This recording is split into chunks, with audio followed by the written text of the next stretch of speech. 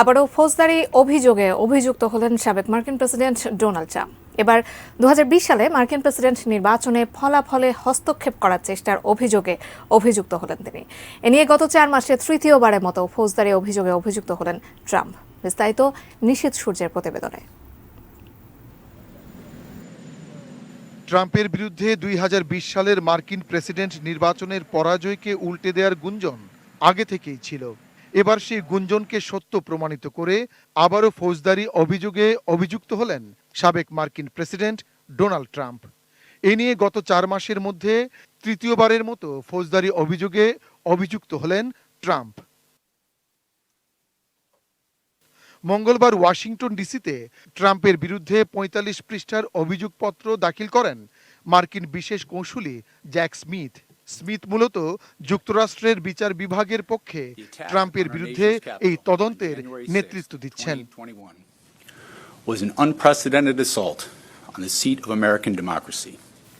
নির্বাচনে পরাজিত হওয়ার পরও ট্রাম্প ক্ষমতা আঁকড়ে রাখতে চেয়েছিলেন। তাই 2020 সালে 3 নভেম্বর অনুষ্ঠিত নির্বাচনের 2 মাসের বেশি সময় পর ট্রাম্প মিথ্যা ছড়িয়েছিলেন যে নির্বাচনের ফলাফলে জালিয়াতি হয়েছে এবং তিনিই জিতেছেন। প্রকৃতপক্ষে তিনি মার্কিন জনগণের সঙ্গে প্রতারণা করেছেন। 2020 সালের প্রেসিডেন্ট নির্বাচনে ডেমোক্র্যাট প্রার্থী জো বাইডেন জয়ী হলে জালিয়াতির অভিযোগ তুলে পরাজয় মানতে অস্বীকৃতি জানান ট্রাম্প। এরপর 2021 সালের 6 জানুয়ারি মার্কিন কংগ্রেস ভবন ক্যাপিটল হিলে হামলা চালায় ট্রাম্পের সমর্থকরা। অভিযোগপত্রে বলা হয়, ট্রাম্প নির্বাচনের ফলাফল উল্টে দিতে বেআইনি পথ বেছে নিয়েছিলেন।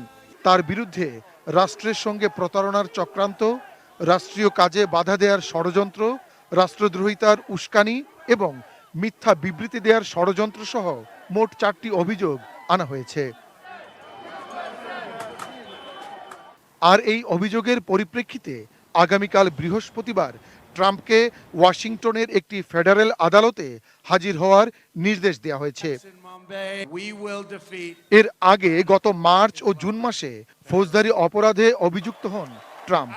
এর মধ্যে মার্চে সাবেক পর্ন তারকা স্টর্মি ড্যানিয়েলকে ঘুষ দিয়ে মুখ বন্ধ রাখতে গোপনে অর্থ দেওয়ার অভিযোগ আনা হয়েছিল।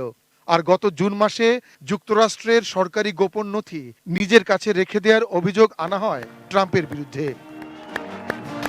নিশীথ সূর্য, ডেস্ক রিপোর্ট, এটিএন নিউজ।